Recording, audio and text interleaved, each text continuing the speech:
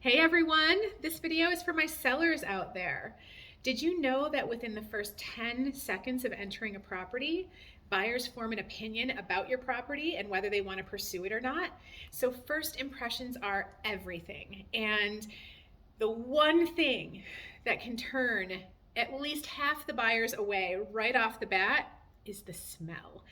So there are four very distinct odors that I've encountered in my career with buyers that can completely be deal breakers. So listen up, and these are in no particular order.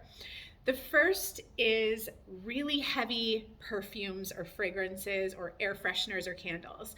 You might love your Yankee candles or your Glade plugins, but not everybody does.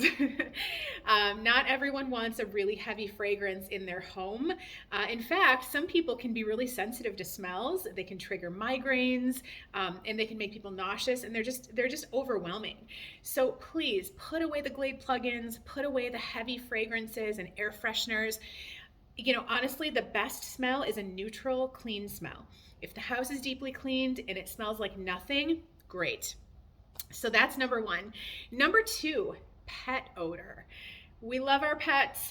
We love to cuddle with our pets on the furniture and in our beds and things like that. But let's face it, pets can stink. And especially if you don't own pets or you don't even like pets, walking into a house that has a really distinct pet odor can be really off-putting.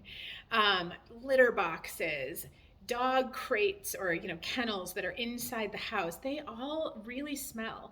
So do your best to thoroughly and deeply clean the house, clean the carpet, shampoo, the upholstery, things like that. Try your best to take away any of those pet odors, that you possibly can, because they really do put some buyers off. Number three, along those same lines, smoke. Ew. So some people smoke in their house, and I don't have to tell you, your house smells like cigarettes. So for non-smokers to be walking in the door, it can really make people turn right around and walk out. But for even those people who don't smoke indoors, I've had a lot of clients that say, well, I only smoke in the garage, or I smoke outside, or something like that. Believe it or not, your house still smells like it. I had a particular instance several years back where the owner smoked outside, but the first thing you found when you walk in the front door was a big closet full of coats, right? A big front foyer coat closet. And the minute you open up that coat closet, you're hit with this cigarette smell because they wear their coats outdoors when they're smoking.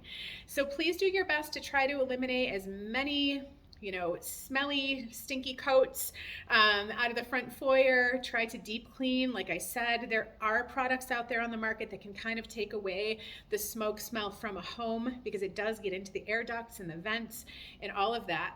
Certainly the furniture. And even if you do smoke indoors, you can even see it. If you take a picture off a wall, you can see an outline of the cigarette smoke that has gotten into the walls. So try your best to kind of eliminate as much as that is possible, because people will turn around and walk right away. The last thing, which is, I would guess maybe the most important thing, because it is an element of safety to it, mold and mildew. I think I can do a whole separate video on how to keep basements dry and how to try to eliminate mold growth in a home. And maybe I'll do that, but for today, if you have a damp basement, if you smell mold or mildew when you go down the basement stairs, and typically it's in the basement, but sometimes it can be throughout the house as well, there are steps that you can take to eliminate that. You may need to call in a professional to help you with that, because certain types of mold are toxic. So if buyers walk in and they get the smell of mold, or if they walk into the basement and they see it or they notice it, their heads and their minds start spinning with, well, what else is wrong with it? Do they have an ongoing issue with water? Is this, how long has this been going on? It kind of makes them feel like there's a lot of deferred maintenance throughout the whole home, and it does not set a great tone. So with the above mentioned things, the four smells that I come across most often, there are ways to get rid of the smell, or to do your best to eliminate it as best as possible. And here's what will happen.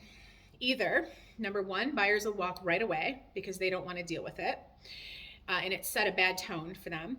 Number two, as they start walking through the property, they start to calculate and they start to make a list of all of the things that they have to do to the property after closing and how much those might cost them. And they will either take it off of their offer price, or they might ask the seller to do some of those repairs and fixes for them. So when I'm, trying to guide sellers into listing the home and to getting the house showing ready, I typically tell them, get ahead of it, try to eliminate that ahead of time so that buyers have the fewest concerns possible walking through the home, and that way you get your, top dollar for your home.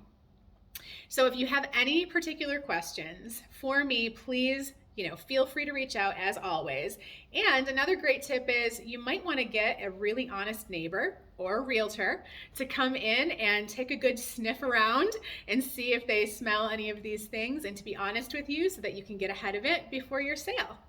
Bye.